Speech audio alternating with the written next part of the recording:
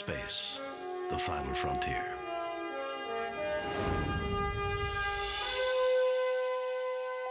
These are the voyages of the Starship Enterprise. Its mission, to explore strange new worlds,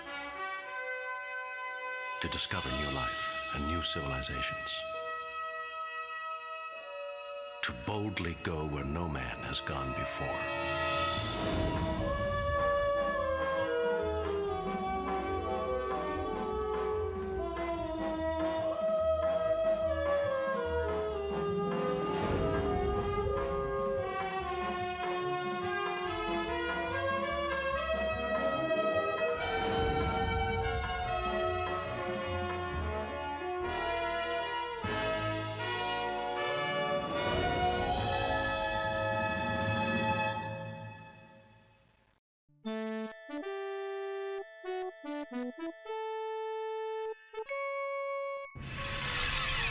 Captain's log, stardate 6269.3. The landing party and the Klingon Captain Klarr have passed through a portal in time and space.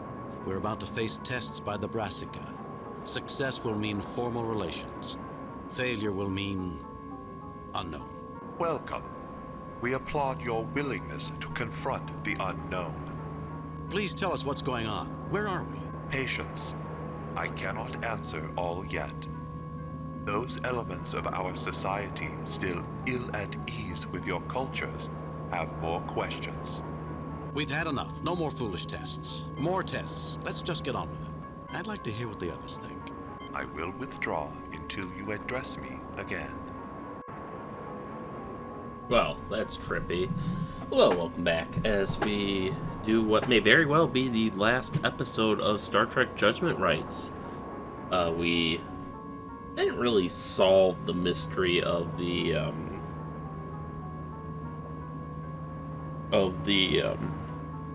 that generation ship, or that cryo ship that we boarded last time. We did keep them from landing on the colony, but it seems that at least part of their society may have been influenced or even directly in league with the Brassicans. I think there's a little ambiguity there as to whether the Brassicans were truly the builders or not, but certainly the computers seem to think the Brassicans were. Although it's possible they could have just abducted the ship and did things to it to set it up as a test and reprogrammed the computer.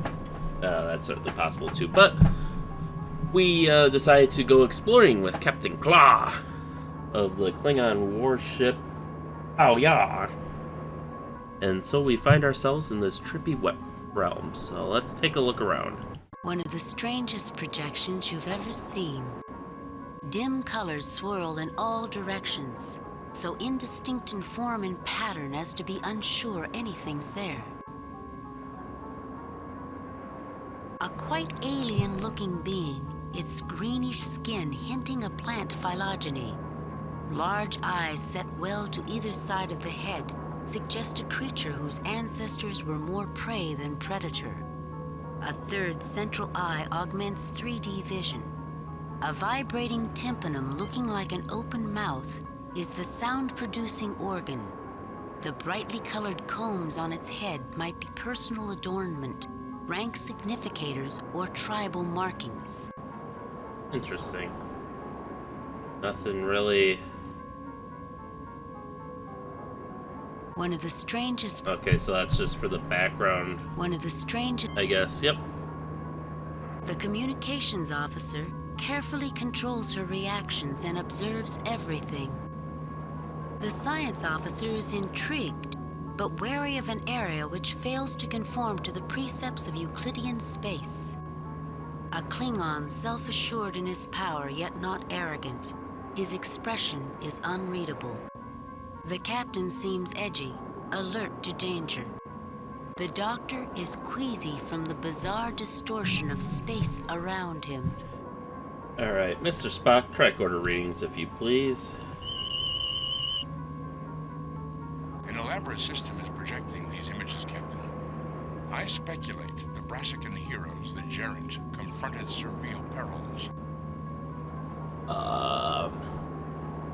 guess we aren't supposed to scan things yet because we've had no mention of that. A sophisticated projected image similar to those on Onius 2. Onius 2. Oh, that wasn't that the planet with the where like they had computers representing the single-celled organisms that they had split up, and then we had to recombine them.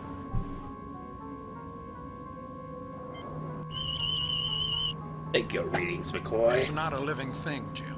Spock's tricorder is more useful here. Alright, thoughts, everyone? Everyone all right? If I was meeting us, I'd be skittish too. We've gone this far, there's no sense in quitting now. I am grateful you included me, Captain.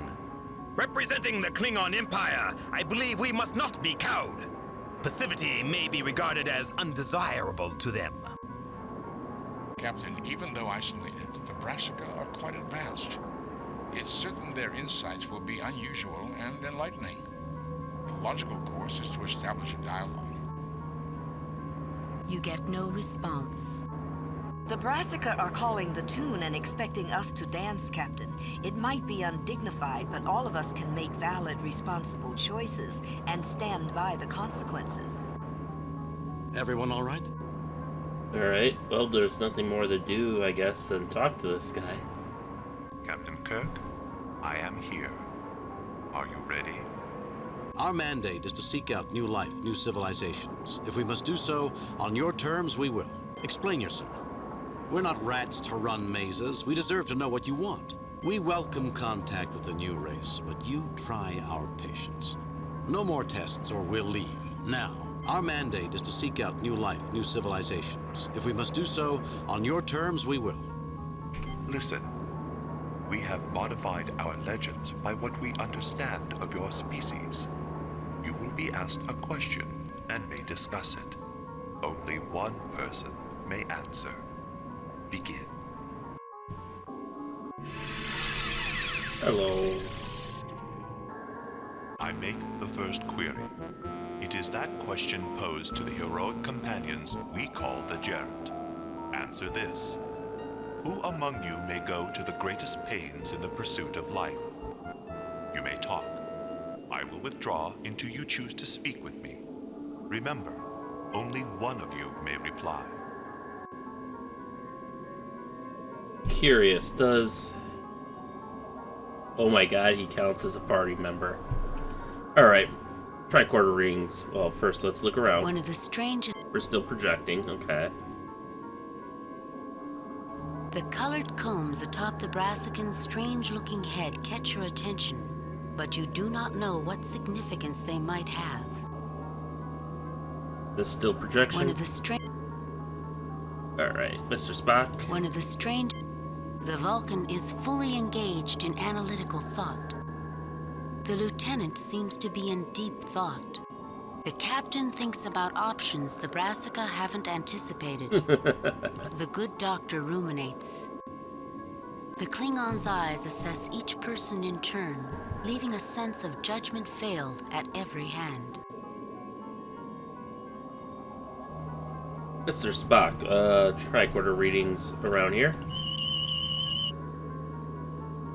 An elaborate projection system is causing these images, Captain. From what the Brassicans said earlier, I would speculate that their heroes, the Gerent, confronted very surreal images and perils. Okay, well that adds a little bit of context. No, not all of it, but some. I take it this guy's still A projected? sophisticated projected image similar to those on Onius 2.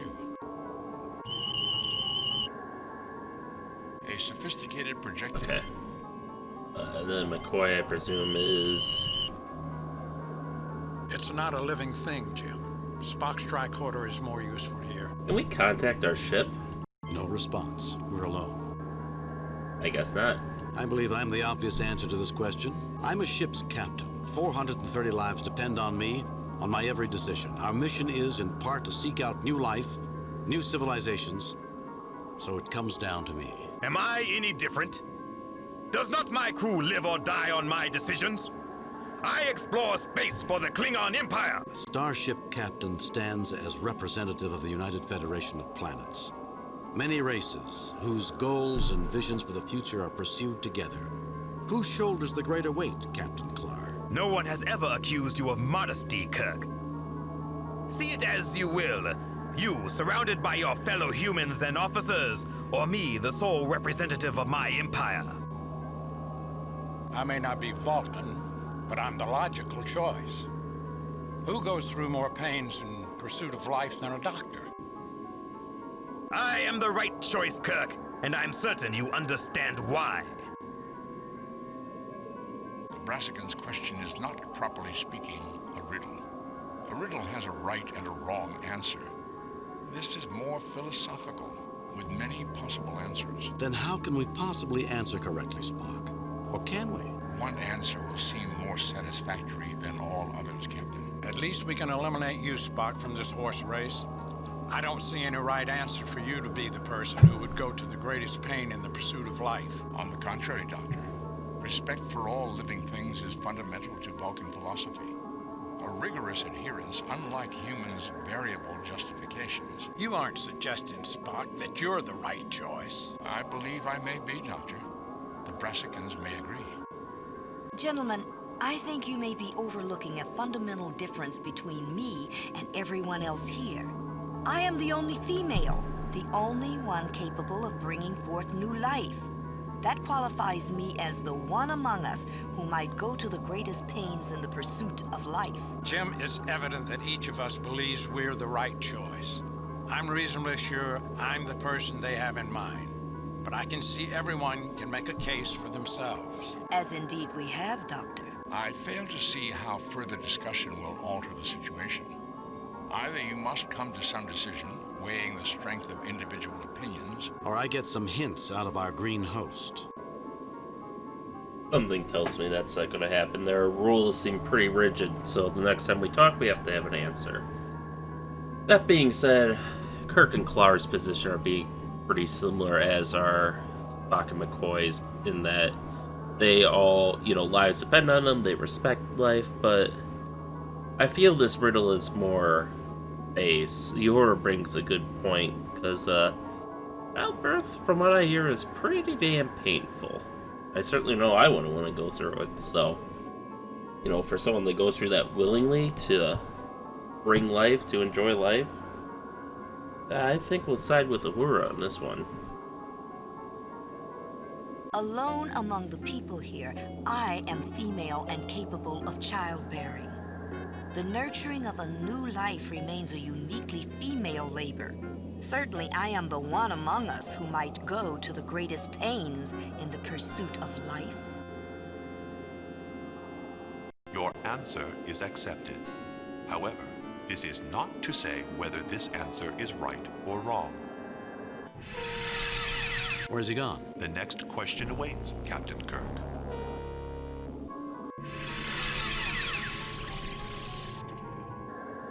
You're nothing like the Gerund, who hold a special place in our memories. The second question: who among you wrestles most intensely with the chaos of life? Talk amongst yourselves. I will answer questions if I can. In the end, only one may reply. Oh, does say he can answer questions. Alright. Dim colors swirl in all directions. Okay. One of the strange... Nothing really The colored... new here.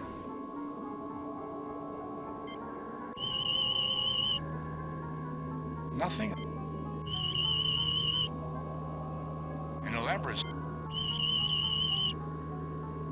An elaborate. A sophisticated. Alright, so nothing's new, so... Emotions are not apparent, but clearly his mind is racing. Captain Kirk looks ready to explode with intensity. The Klingon is paying very close attention to all that occurs. Dr. McCoy feels slightly out of his depth. We are ready with our answer now. We have questions. Very well. Ask. What have you done with Lieutenant Uhura? I demand an explanation. Would you define some of the words you're using to give us... We've answered one question. We're trying to meet you halfway. With questions like we've had, any two people can come up with a different answer. How do you judge which is right and which is wrong? Please repeat the original question. What have you done with Lieutenant Uhura? I demand an explanation. We will not discuss this. Then this encounter is over. You've given me no reason to trust you. I won't sit by and let you spirit my people away. I don't like it, but I'll take it, for now. I'll expect an explanation before this is over. And this encounter is... I don't like it, but I'll take it, for now. I'll expect an explanation before this is over. We are ready with our answer now. I want to question you further. Would you define some of the words you're using to give us a better idea what point you're trying to make? Define words? I am not one who thinks you should have any assistance.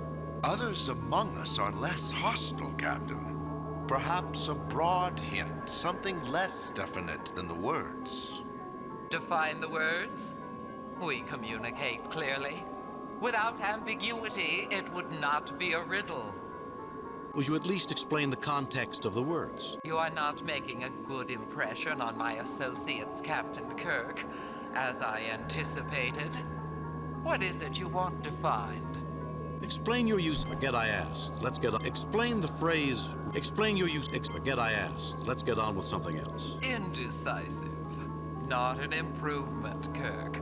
But by all means, dig yourself an even deeper hole. We are ready with our answer now. Hopefully that, I want to talk with my associates. We'll get back to you. hopefully we don't get penalized for that. I didn't know we could ask for help. I figured talking to him would immediately trigger it, but it seems like his associates don't look kindly upon that, so... As with the previous question, this is a question of judgment, Captain. Meaning there's no right or wrong answer. I suspect the Brassica would disagree with you, Captain. There is likely a specific answer they expect. I can only speculate. And? Each of us can best make his or her own case. As science officer, I believe myself likely. It is the very heart of science to attempt to comprehend the fundamentally chaotic nature of the universe. Chaotic?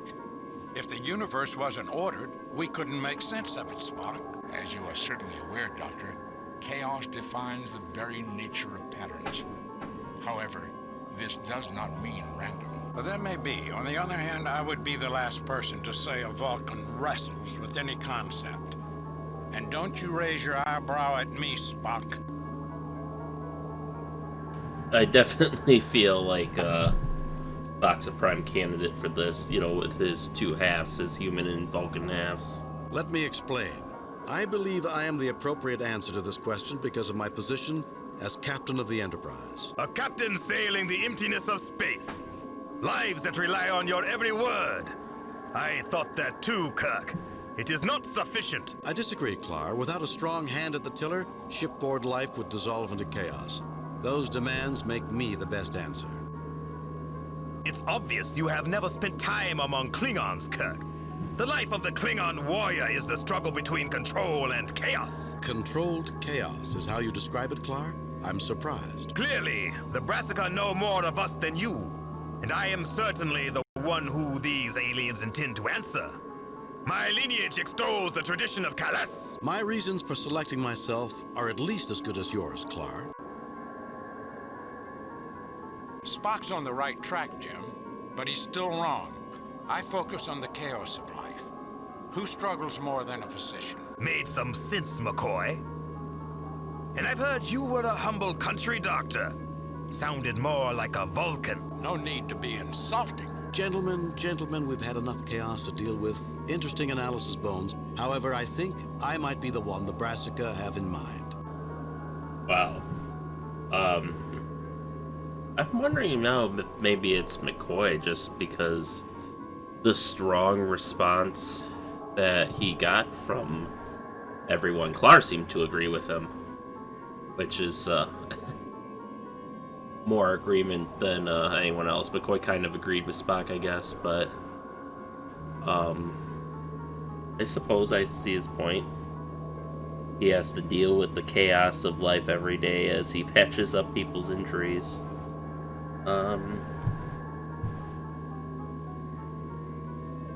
Go for it. I am a physician. I am the one who cares for life and health of hundreds aboard the Enterprise. The patterns of chaos are the patterns of life and death, and every day of my professional life is focused on balancing those patterns towards sustaining the quality of life. I am the one among us who struggles most intensely with the chaos of life. Your answer is accepted, Dr. McCoy. However, this is not to say whether this answer is right or wrong in our sight. You expect me to stand by while my people keep disappearing? The next question awaits, Captain Kirk.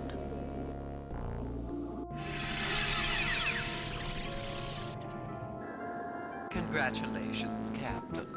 There are those among us Who doubted you could make it this far? The third question is somewhat different, but our heroes, the Gerent, found the answer. Solve this equation. Pig plus X equals cow. Talk among yourselves. I will answer questions if I can. Only one may reply. Pig plus X equals cow? What the fuck? We are ready with our answer now. We have questions. We are ready with our we have Very well. Ask. Everyone heard a different question. Why? If you tell us more about the Gerent, maybe we can figure out what they would have. Can you give us a hint? Can you at least tell us if we've been answering you? Please repeat the original. Everyone heard a different question. Why? Your questions are different? I asked you only one question. Did you hear more than one? I want to get back to a different question. You know full well we did. We'll talk it over and get back to you. Okay, I guess I should have asked them too quickly. But, Dim colored. The captain controls his impatience, focusing on the circumstances. The Klingon seems impassive, but there's a sense of tightly controlled power below the surface. Mr. Spock finds the situation curious. One of the strange... okay, so we're still in The projection colored land. comb. Alright, let's talk. At face value, this question is complete nonsense, Captain. There is no way to answer chicken plus X equals reality. What are you saying? The question was pig plus X equals cow. Interesting, Kirk. I heard Tlok Pok plus X equals Zrok Nav. To humans, it would translate to plant plus X equal hive paper. What did you hear, Vulcan? Chicken plus X equals reality. Each question starts with something edible. Pigs and chickens are farm stock, are they not? Many elements of Federation society do not consume animal flesh, Captain Klarr. In principle, however, you are correct. But I believe the answer is, there is no logical answer. I don't think so, Spock. But I don't like yours either, Klarr. Where's the relationship between a cow, hive paper, and reality? Difficult, I admit, Kirk. But they must be connected. I'm not impressed, Klarr. The Brassica addressed me first. I think we need to answer pig plus X equals cow. You try my patience, Kirk. There's a pattern and an answer.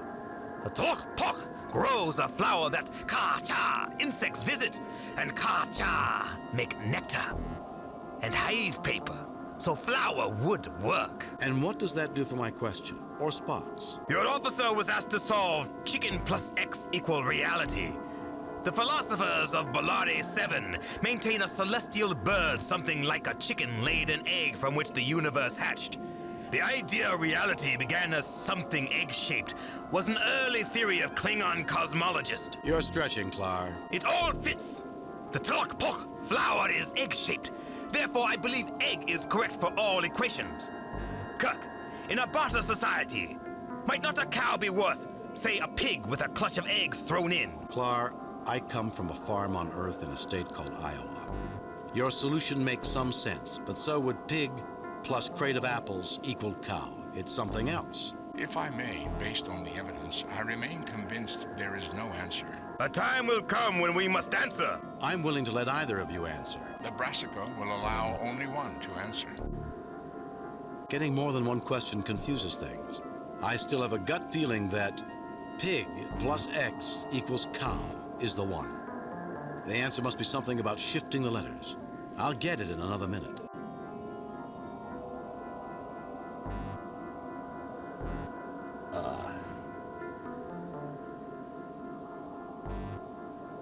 Assume my question is the one to answer. Counting each letter of the words from its place in the alphabet, the equation 32 plus x equals 41 results. The answer is 9, and since I is the 9th letter, I is the answer to pig plus x equals cow. Captain, I like self-assurance, but your belief you are always the answer is pitiful. Why use a human alphabet when not all here are human? You will notice, Klarr, that I have the only arithmetically derived answer.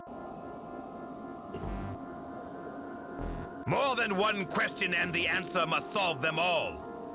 I've heard nothing better than my answer. Egg. It might be twisted logic, but it works. Captain, you hear one question, I hear another. None are sensible. Logic dictates identifying the pattern. I believe the Brassica expect us to realize there is no pattern. Specifically, there is no answer. Assume my question is the one to... Captain, you hear... More than one... Okay, so... It seems like this is continuing a trend of, like, odd man out is the right one. Spock's the only one convinced there is no logical answer. And, Kirk and Klarr both are convinced there is a logical answer. But they're grasping at straws. And honestly, this sets it up for Kirk and Klarr to be the last ones, which, narratively at least, seems to make some sense, so... Spock. The question I heard was, chicken plus X equals reality. This question is nonsensical, as is Captain Kirk's. Therefore, I deduce the answer is that there is no answer. Your answer is accepted. However, this is not to say whether this answer is right or wrong. You plan to make off with everyone? Do you really expect me to keep taking that without protest? The next question awaits, Captain Kirk.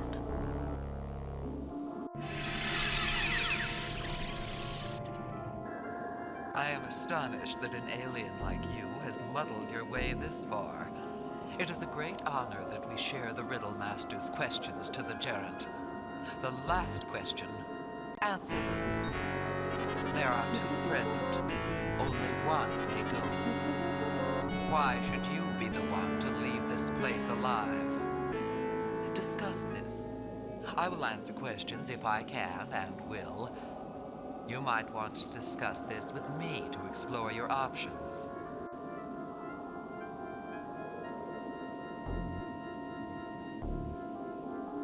All right.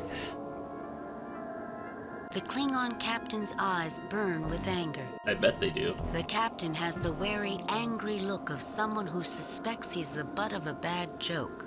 Considering they haven't been too helpful. I mean, We're ready with our answer. We have questions. We're ready. We have... Ask your question. Would you repeat the... Why should you want to prevent one or the other of us? Is there anything we might do that would win a hint? Would you repeat the original... Why should you... Is there any... Would you repeat the original question? Why? Is there anything we might do? What? Would you... The question... We're ready with our answer. I want to talk with my associates. We'll get back to you. okay, so... I was hoping that I could press them further on our disappearing officers, but... An interesting conundrum, Klarr. Two starship captains separated by distrust. Who should go first? As you say, Captain, a conundrum. And how will you solve it? I would like to know what you think. If you won't discuss it, so be it. All right, I'll tell you what I think, and we can go from there. I would like to know what you think. If you won't discuss it, so be it. All right, I'll tell you what I think, and we can go from there. Since I represent the peaceful and unified Federation, I'm the only one possible answer. We would share the Brassica knowledge, even with the Klingons, but I doubt the reverse would be true. This is best for everyone. I might surprise you, Klarr. I believe the Brassica will come to us in time. The Klingons need the civilizing influence they offer, and you're the best representative. I'll bow out, and you proceed. Wow, that's fucking condescending. I don't like the choices. I want another alternative, but I'm not sure there is one. I feel the same, Kirk. I have a thought about how we might deal with the question. Go ahead, Klarr, I'm listening. Forget it, Klarr, I have my own ideas. Go ahead, Klarr, I'm listening. They're asking us to choose one to proceed and one to remain. That's the implication of death for the one who remains. I concur. They want an answer that either I live and you die, or you live and I die. I say we answer, we both live, or both die. Good concept. What if they refuse? We choose it, whether they offer or not. And if it's not the answer I give? We shall see, won't we? Wow. I hope you're not reconsidering, Kirk. Our best chance is to bend the rules. Take what we need, even if it's not what is set up for us. Well, fortunately, I agree with Klarr on this. And it is a pretty Kirk thing to do. You want me to choose one of us or the other to proceed? Well, frankly, I don't think it's right to put either of us at risk. We're both starship captains, both legitimate representatives of millions of inhabitants on thousands of planets. I want another alternative, another choice. Captain Kirk, you have stepped forward to make your choice, and that choice is very simple. I proceed from this room alone. Allow Captain Klarr to proceed from this room alone. We both proceed from this room, or neither of us does. There is no such option offered. What exactly do you mean by choosing in this way? That perhaps you should both die? No, Brassican, it means we're changing the rules. You want one to remain, perhaps to die, and one to go on? We refuse to play that game. You want to meet with us as much as we wish to meet with you, so take us both through, or let us both remain in this surreal purgatory forever. Take it or leave it. You have confounded me, Captain Kirk. I did not believe you would make such a choice. But I declared all along that this race had the qualities we sought. The understanding of both leadership and sacrifice. Captain Kirk, you have achieved all that I, at least, had hoped of you. It is time for us to greet you face to face.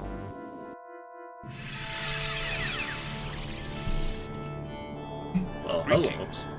We look forward to a long and fruitful relationship with both your peoples. Your starships will be welcome here on any peaceful mission. I am pleased to meet you face to face as well. However, I want my crew back. Of course, Captain. You're all right, all of you? You were treated well? We are unharmed, Captain. We engaged in enlightening discussions with the Brassicans. They felt it necessary to isolate themselves so long ago because of interstellar disputes between... Later, Spock. Right now, I'm glad you're okay. Indeed, Captain. We are well. But they couldn't be sure we would have passed all their tests. Brassican, how do you explain that? Some of us could not restrain our desire to learn. It seemed worth the risk, and has proved so. I believe the Federation and the Brassica will have a long and fascinating future together. Although my associate Septhi has great misgivings about breaking our isolation, others of us have high hopes. You are star-eyed, if you imagine that no difficulties lie ahead. However, all conditions have been met, and so I also welcome you, Captain Kirk. Thank you. Septhi, is it? Yes, and our moderator, leader to you, is Zenti. Zenti, Aha, and Septhi. I hope to show you you've made the right decision. Speaking for the Klingon Empire, I too look forward to the relationship between all peoples. You surprise me, Kirk. Perhaps one day we will even trust you. We'll just have to see, won't we? Captains, feel free to look around while we summon your two ships to these coordinates. Captain Kirk, I have something interesting to show you over here. Come with me. Okay,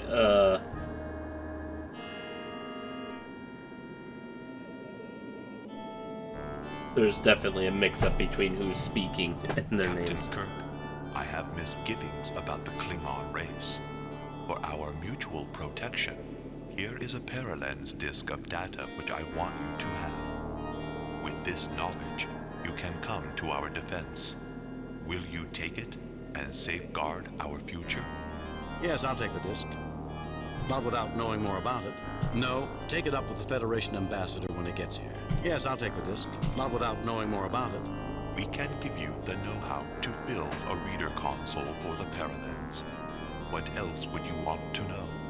I want to know what's on the disc. The Compassion, the generation ship you explored before coming here, was a probe ship that scanned Klingon space. This Paralens contains the data. If they cause us harm, you could retaliate deep into their territory. How do I know you won't sell us out too? I understand a desire for vengeance, but the Organian Treaty would stop it. Information like this could ignite interstellar war. How do I know you won't sell us out too? You don't. But if we have, wouldn't you want this in self-defense? Now, are you going to take it? Give me the Paralens. No, keep it. Give me the Paralens. All right.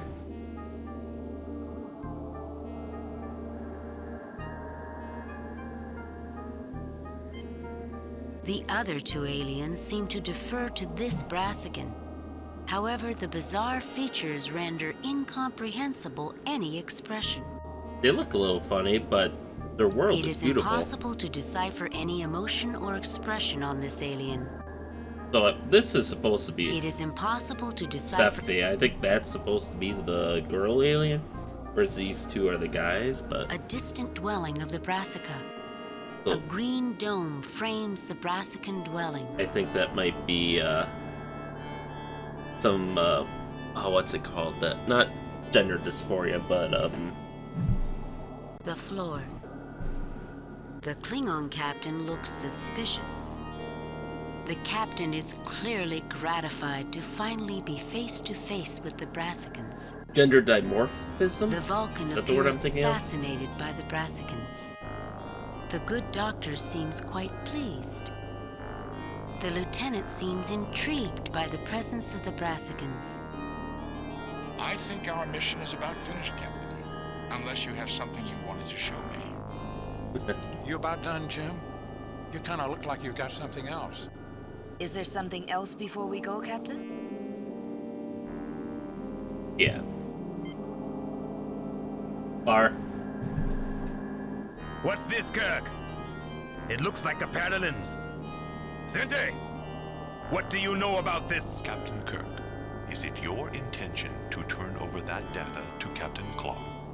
Yes, in the name of the trust and cooperation, Captain Klarr, the data disk belongs in your hands. Not only to show it, Captain Klarr, do you have anything to share as a result of seeing this? Yes, in the name of the trust and cooperation, Captain Klarr, the data disk belongs in your hands. What is it exactly? You might want to reconsider, Captain Kirk. What if I substituted a scan of Federation space and told you it was a scan of Klingon space?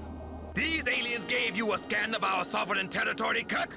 I demand you give that to me! If it is a scan of Federation territory, Captain Kirk, you will be branded a traitor if you hand it over. A difficult quandary, is it not? And the last Brassican test. Is it not, Zente? Even if you had a reader console to examine that Paralens, which of you would read it? So we will not provide it. If you believe that makes this the last of our tests, so be it. This disk contains data which could bring about war. It must be destroyed. Klarr, you have shown a level of honor I never expected. Take the Paralens. If it's a scan of Federation space, I trust you to see it destroyed. Klarr, if this is a scan of Klingon space, you have my word, it will be destroyed. This disk, Klarr, you have shown a level of honor I never expected. Take the Paralens. If it's a scan of Federation space, I trust you to see it destroyed. Trust brings trust, Kirk. I was given this. They told me it was a scan of Federation space, and I had not decided what to do with it. Now I know. Aren't you hasty, Klingon? What if that data was really the best examples of our technologies? Why would we offer the knowledge twice? If it's scans of the sovereign space, then no one should have them. If it's research data, that certainly isn't your only record of it. We will show you we can be trusted. You have won our respect, Captain. Both of you. Those discs were blank and no scans existed. This was truly the final test. I am greatly reassured about our intersecting futures. I doubt we have seen the last Brassican test, Zente. Seems to be your nature. The Klingons will do well. Now I think it is time for us to go. Let me leave you with this. Individuals among us act as individuals, for good and for ill. But overall, the different races of the Federation are joined in a mutual respect that overcomes differences. I think you will be pleased with us. I think I can already see that, Captain Kirk. Farewell.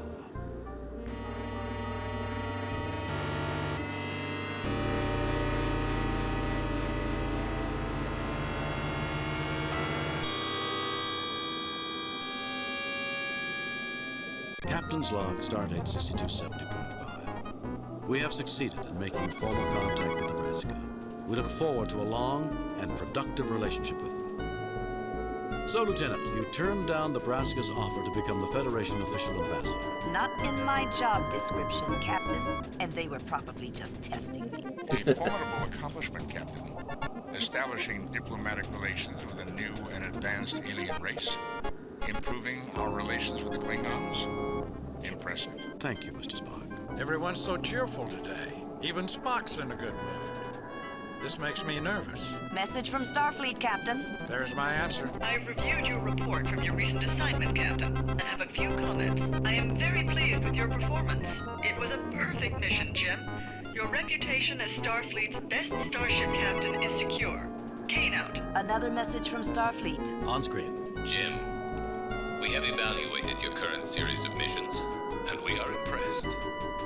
Starfleet Tactical is going to be using a lot of your recent actions and putting them in the Academy texts. I'm glad Starfleet approves. I'll see what I can do to get your crew some shore leave. In the meantime, keep up the good work. Starfleet out. I've never thought of myself being in some textbook. Most of the people who make it into the textbooks never think about it either. An astute observation, Doctor. Why, thank you, Spock. Of course, given the frequency of your observations, the odds that you would eventually say something relevant to a situation are... I don't think we need to hear that, Spock. Well, now that we're a happy Starfleet family, let's get to our next mission. And some shore leave, I hope.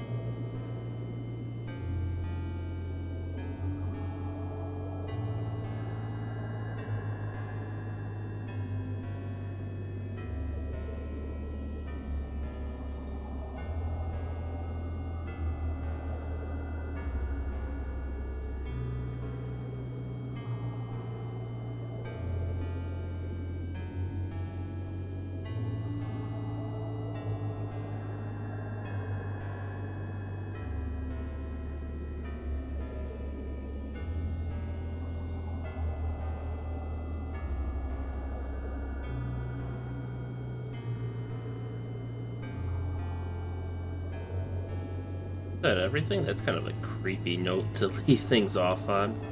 With us passing apparently pyramidal stars. Well, that creepy music plays. But assuming this is the end, then guess that's it. As far as my thoughts on the game, I liked it. Overall, I would say I'd say I probably like it a little bit more than 25th Anniversary, and I say that because, as I've mentioned, it seems this one is filled with a couple bugs, and I don't know, maybe it's just a result of the GLG adaptation or something, but, you know, characters saying things that are different from the written dialogue, just a general lack of library entries that, you know, maybe aren't as mission critical. That's one thing I think 25th Anniversary did better, is in fleshing out the world. Like, just about every object you could look at or scan and get some sort of description. Granted, 90% of it was not useful to the game or the mission, but it gave you a sense of world building. I feel like that. I don't think it was as bad in the earlier episodes, but especially in these late episodes, it was particularly bad. You know, with even mission critical items not getting a description. Oh, there's nothing interesting about this paralens that is brand new technology to us that we could only barely theorize, you know? So I'm a bit disappointed in that. I think this was the result of a rushed schedule, since things seem to get worse as the game goes on. But that being said, I do like the overall storyline here. I do like the issues, the ethical and moral issues that Star Trek dealt with, or that this game dealt with in the highest tradition of Star Trek. You know, this two-parter, at least the first part, you know, with the way it was framed around mental health and, you know, recognizing that and destigmatizing that. You know, I really appreciate stuff like that, or episodes like the one on Onias 2, where we had to reunite those microbial life forms. You know, teaching you to not judge something by its appearance or by your preconceived notions. You know, like, one just happened to look like a demon from hell, the other just happened to look like an angel, but that didn't make one any better than the other. In fact, I found the angel to be a bit more aggressive and violent than the demon one, the Omegans. But yeah, it was nice that they had the whole voice cast for this once again, like they did in 25th Anniversary. In fact, excluding... There was supposed to be a sequel to this game as well. Star Trek The Secret of Vulcan Fury. And it got canceled fairly early in development, but it looked to be a step above this in every way. Obviously, all the original actors would have been there. The videos would have been, like, almost movie quality, certainly better than this. But instead of a blend of pixels, it would have been actual basic 3D models of, you know, ships and people and locations and stuff. I'm sure you can see a trailer for it. It's still out there on the internet. And there's even, if you scour the internet close enough, you'll even find a little gameplay demonstration. Excuse me. And I guess they were going to use, instead of just that pixely 2D screen we get here, they were going to replace that with claymation, which certainly would have been an aggressive undertaking had they been able to do it all. But I certainly wouldn't mind seeing a remake of this game and 25th Anniversary, or even someone developing Secret of Vulcan Fury, if there's any internal documentation left for that. They're all good games, and, you know, just I feel like this could be enhanced with some modern technology. You know, maybe instead of this 2D view, maybe a 3D isometric view, being able to control characters independently, so you can direct anyone to talk with anyone, or you could direct Spock to try to perform a mind meld on anyone, just so there's some clarity, because there definitely are times where, I would click, it's like I would click on someone and I want them to do one thing, but then they try to do another thing, like, say, dealing with the old man. I just wanted McCoy to look at him. I didn't want him to wake him up. And I don't know how he woke him up, since it sounds like all he did was scan him with his tricorder. And it's like, well, I did that earlier and it didn't wake him up, so. But yeah, I love this. And honestly, this is what a Star Trek game should feel like. It's okay to have a little combat here and there, but this is what Star Trek's about. The exploration, not just of space, but of ourselves. Of learning who we are. And using the exploration of space as a vehicle for the exploration of ourselves. And in learning about ourselves, we can better ourselves.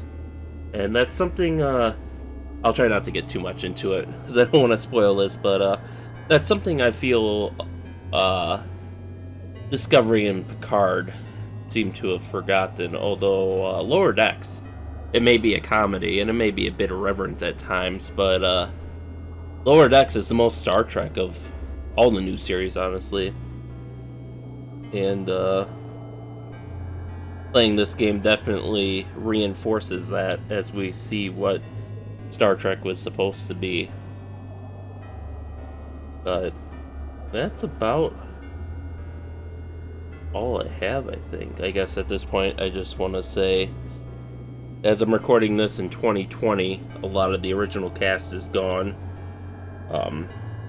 William Shatner seems to be alive and well, God bless. Leonard Nimoy, unfortunately, has passed away. May God rest his soul. DeForest Kelly also passed away. God rest his soul.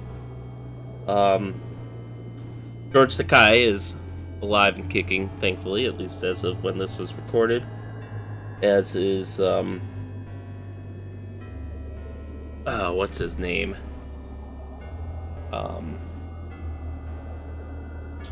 Well, I do know, the actor who played Scotty, James Doohan. He passed away, unfortunately. God rest his soul.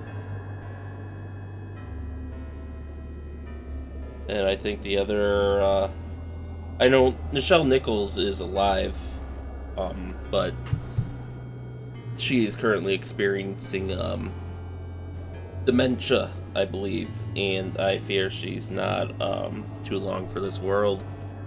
So, my condolences go out to her and her family, and God rest her soul. Walter Koenig, he's still alive and kicking, and hopefully will be for some time. And I think that's it. Of the, the Big Seven? Pavel and Chekhov, Spock and McCoy, Uhura and Scotty, and then Kirk. Yeah. And certainly there's been plenty of other actors in the other series who have passed on. God rest their soul. But no, this game was good. This game reminds me of what Star Trek is supposed to be. And I would certainly highly recommend a playthrough of both this and 25th Anniversary if you're so inclined to play these types of games. Certainly I would consider this the canon tellings of Kirk's 4th and 5th year adventures in his original Enterprise voyage, in his original 5-year mission, alongside with the animated series that is also considered a telling of the essentially 4th and 5th seasons of his original 5-year mission. I'm not quite sure. I unfortunately don't have the star dates memorized, so I don't know exactly where these would fall in, but I would imagine somewhere in there. And I do like some of the setting up they do. Certainly they were able to incorporate at least some knowledge from TNG into this, like Kalis, which I don't think it was mentioned in the original series. Although they do still call the Klingon homeworld Kling as opposed to Kronos. I don't know why they changed it. I mean, granted, Kronos sounds cooler, but I also don't know what the God of Time has to do with the Klingons. Maybe that wasn't necessarily the intent, but that's what it sounds like. But yeah, this was a good series, and